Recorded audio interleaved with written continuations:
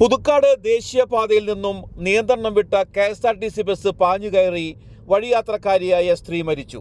പുതുക്കാട് കാഞ്ഞൂർ പൊരന്തരപ്പള്ളി വീട്ടിൽ റോയ്സന്റെ ഭാര്യ 49 വയസ്സുള്ള സിന്ധുവാണ് മരിച്ചത്. ഇന്ന് രാവിലെ 7-നായിരുന്നു സംഭവം. ബസ് ദേശീയപാതയോരത്തെ കടയിലേക്ക് ഇടിച്ചു നിൽക്കുകയായിരുന്നു.